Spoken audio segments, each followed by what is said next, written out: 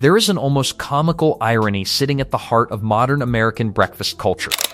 Every single morning, across tens of millions of kitchens from Maine to California, families pour colorful, sugar-loaded flakes from a brightly decorated cardboard box and call it the most important meal of the day. The brand they are most likely pouring is Kellogg's, a company whose entire reason for existing was originally to stop people from having fun. This is the story of how a Seventh-day Adventist physician obsessed with stamping out human desire accidentally built one of the most commercially successful food empires in history, nearly destroyed it twice, handed its corpse to a candy company, and still, somehow, refuses to die.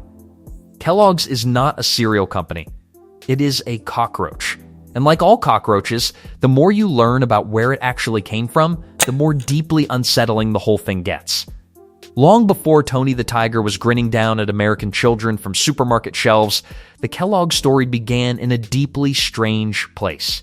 The year was 1876, and a fanatical young physician named John Harvey Kellogg had just taken over a small medical facility in Battle Creek, Michigan, run by the Seventh-day Adventist Church. John Harvey was a genuinely brilliant man with an absolutely catastrophic set of personal convictions. He believed with total, unshakable certainty that the human body's greatest enemy was not disease, not poverty, and not infection. It was pleasure. Specifically, a very particular kind of pleasure that Victorians delicately referred to as self-abuse. John Harvey Kellogg was convinced, with the absolute confidence of a man who had spent far too much time thinking about it, that masturbation was the root cause of nearly every physical and mental ailment known to mankind. His solution was a bland, utterly joyless diet of simple foods so aggressively boring that the body would have no energy left for anything other than dignified contemplation. This is the intellectual tradition that invented the modern breakfast cereal aisle. You are welcome, America, working alongside his younger brother, Will Keith Kellogg. John Harvey began experimenting with grain-based foods for his sanitarium patients who had grown deeply tired of eating the same monotonous food every single day. In 1894, the two brothers accidentally left a batch of wheat dough sitting out overnight. When they rolled it out the following morning, instead of the bread they intended, they discovered thin, crispy, flaked sheets of grain that their patients immediately loved. John Harvey saw a health food designed to suppress sinful urges. His younger brother, Will, saw something else entirely. Will saw money. That fundamental disagreement became the most consequential sibling rivalry in American food history. Will eventually struck out on his own, founding the Battle Creek Toasted Cornflake Company in 1906, built on the exact thing his brother despised most: sugar. He added it to the flakes, launched aggressive national advertising campaigns, then sued John Harvey for exclusive rights to the Kellogg name in a legal battle that dragged on for over a decade. Will won. John Harvey was barred from commercially trading on his own surname for the rest of his natural life. The brothers barely spoke again, and the company Will built on that bitter, broken foundation would completely reshape what the American family ate every morning for the next 100 years. For decades, the Kellogg machine was genuinely unstoppable. Will introduced cornflakes with a campaign that promised a free box to any customer willing to wink at their grocer and ask for Kellogg's. A stunt so brilliantly ridiculous it boosted New York City sales by a factor of 15 almost overnight. The company launched Bran Flakes in 1915, All Bran in 1916, Rice Krispies in 1927, and Tony the Tiger in 1952. By the 1960s, Kellogg's had essentially colonized the American breakfast table, filling children's bowls with heavily sweetened cereals while plastering cartoon mascots across every single box to ensure those children would scream at their parents in the supermarket aisle until they complied. Entire generations of Americans grew up genuinely believing they were eating a health food. They were, in fact, eating sugar with fortified vitamins sprinkled on top as a legal defense. Kellogg's Cocoa Krispies once claimed on its packaging that the cereal actively boosted children's immunity. 3/4 of parents surveyed believed it. Public health experts called it out as completely misleading, and the company quietly removed the claim without apology. When you have Tony the Tiger embedded in the emotional memory of every American child from infancy, you do not need nutritional credibility. You need recognition. And Kellogg's had more of that than almost any food company on earth. Yet while Kellogg's was aggressively defending its dominance of the morning meal, a slow and structurally devastating shift was quietly dismantling the entire cultural premise the business model depended on. Americans started skipping breakfast. Not dramatically, not all at once, but steadily and persistently through the 2000s and into the 2010s. Younger consumers were completely abandoning the ritual of sitting down with a bowl and a carton of milk, replacing it with protein bars, Greek yogurt, or simply nothing at all. Industry-wide cereal sales dropped 0.6% in 2019, then 1.4% the year before that. Year after year, the numbers quietly deteriorated while Kellogg's boardrooms produced strategies to reverse a slide driven by a fundamental cultural shift no advertising budget in history could overcome. But the category slowdown only barely scratched the surface of the genuine crisis building inside the company's walls.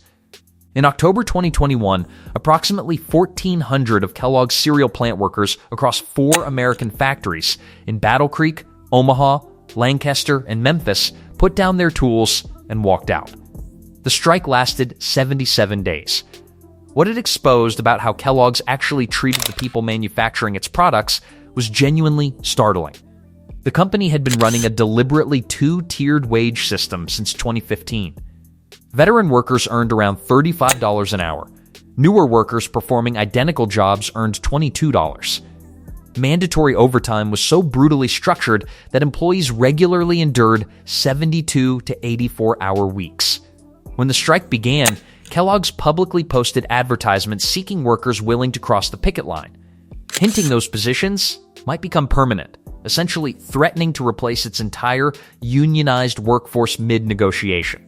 Negotiators reportedly told union representatives that Kellogg's was prepared to absorb $10 million in daily losses to break the strike rather than meaningfully concede. When the dispute finally settled, the 2-tier system remained substantially intact. Workers who had each sacrificed up to $20,000 holding those picket lines in the freezing cold had won modest raises and little else. The company that had spent a century building an image of wholesome American family values had spent 77 days grinding down the people, making those values tangible with every legal weapon available. The reputational damage had barely begun to fade when Kellogg's delivered its most dramatic shock yet. In June 2022, the company announced it was splitting itself in 2. The global snacking businesses, including enormously valuable brands like Pringles and Pop-Tarts, would become a growth-oriented company called Kellanova.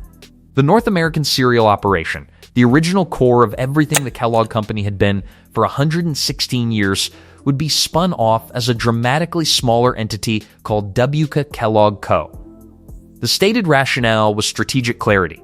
The unstated reality was legible to anyone paying attention. The cereal business was being quietly ejected from the building, handed its suitcase, and pointed at the door because the growth division no longer wanted to carry it. The timing of that ejection then proceeded to explode in the most publicly catastrophic way imaginable. Just months after WK Kellogg Co. began life as an independent company, its CEO Gary Pilnick sat down for a live interview on CNBC and triggered one of the most spectacular public relations disasters in recent American corporate history. The country was deep in a cost of living crisis. Grocery prices had surged 28% on cereal alone since January 2020. A box of Frosted Flakes now sat at over $7. Pilnick's publicly offered solution, delivered with the serene confidence of a man earning a base salary of $1 million plus up to $4.4 million in annual bonuses, was elegantly simple: eat cereal for dinner. The cereal category has always been quite affordable, he explained calmly to the interviewer.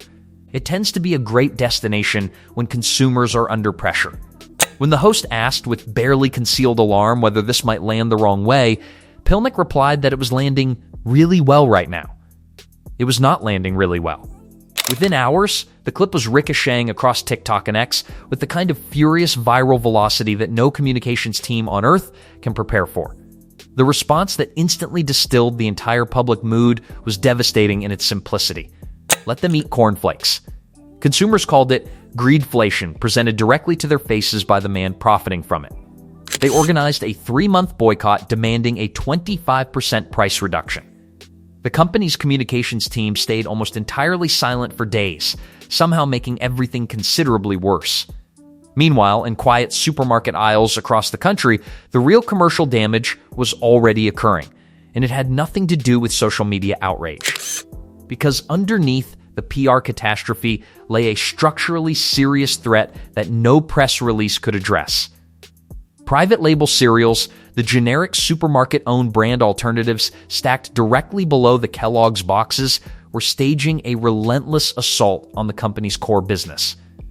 In 2021, store brands held just 5.6% of total American cereal sales. By late 2024, that figure had exploded past 12% of category volume and was still climbing. When inflation compressed household budgets to breaking point, millions of Americans looked at the $7 Frosted Flakes box, then looked at the $3 store brand immediately to its left, and made an entirely rational decision. Once they made that switch, the overwhelming majority did not come back. Branded cereal volumes fell 1.3% across the category in the 12 months to December 2024.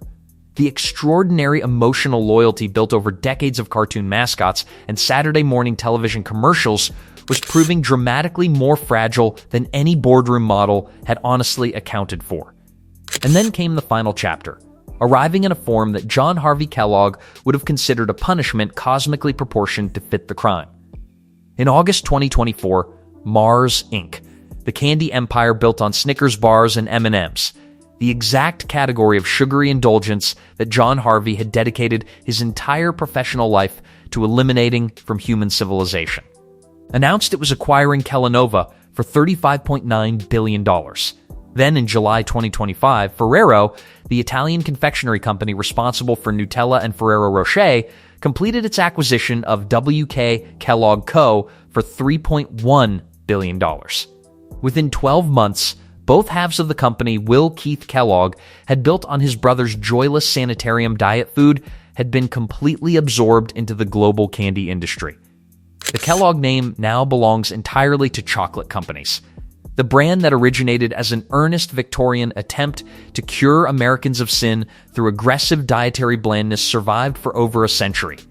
Split itself apart when the cereal business became a financial anchor, weathered a devastating worker strike, and a CEO publicly telling struggling families to eat cereal for dinner, and then sold what remained of itself to the people manufacturing Mars bars. The cockroach did not die. It just moved into a candy store. The Kellogg story is ultimately a brutal, multi-decade lesson in the catastrophic difference between brand recognition and brand relevance, and in catastrophically confusing the two for decades until the bill finally arrives. Having Tony the Tiger on your packaging for 70 years is not the same as having a product people actually need, especially when the competitor sitting directly beside you on the same shelf can produce something nearly identical for half the price. The workers who picketed for 77 days in the freezing cold, the consumers who felt publicly lectured about their poverty by a millionaire executive, the families quietly switching to store brand boxes every single week, they all saw the same fundamental truth that the boardroom resisted for far too long. Recognition without relevance is just nostalgia with a price tag attached. And nostalgia, it turns out, has a very real market ceiling. So what do you actually think? Did Kellogg's ever have a genuine path to surviving as an independent cereal company? Or was selling itself to Ferrero the only honest outcome for a brand that had already run completely out of road? And be honest in the comments. Are you still quietly loyal to your childhood cereal, even when the store brand is sitting right there for $3 less? Drop your answer below. If this video was worth your time, hit the like button, subscribe if you haven't already, and ring the notification bell so you don't miss the next deep dive when it drops.